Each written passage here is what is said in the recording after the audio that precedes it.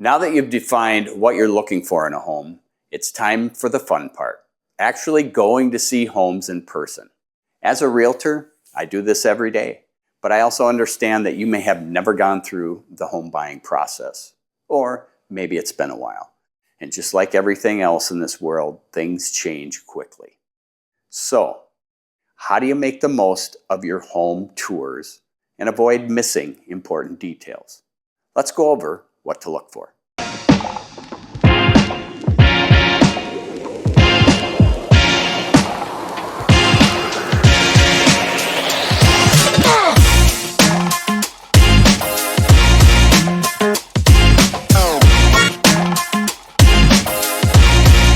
Well, the first thing is to focus on the big picture.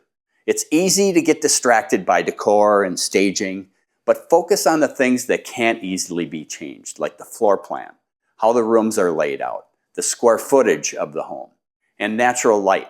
Is there enough? Try to envision the space with your own furniture and your own style of decor. Number 2, check the condition of the major components. Look at the roof, windows, doors, and siding.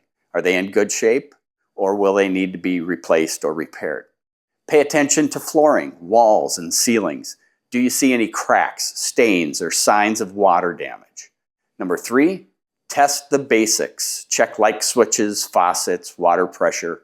Open and close doors and windows and drawers in the cabinets to make sure that they function properly.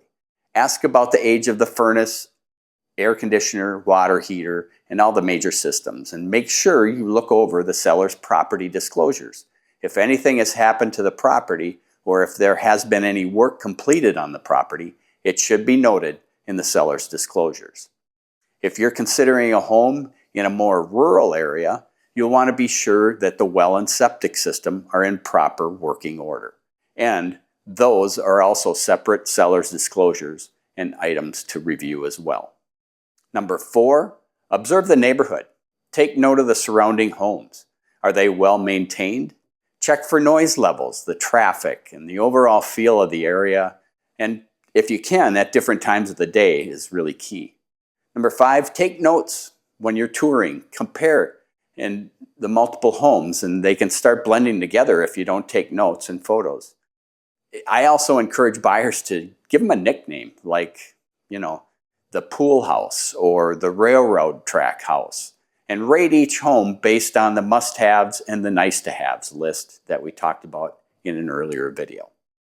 Touring homes can be exciting, but it's important to stay focused on the things that really matter most. If you're ready to start seeing homes, I'd love to set up some showings and help guide you through the process. Now, in the next video, we'll go over how to make an offer and what to expect in negotiations. Make sure to like, subscribe, or follow along, or just binge all of them so you don't miss a step.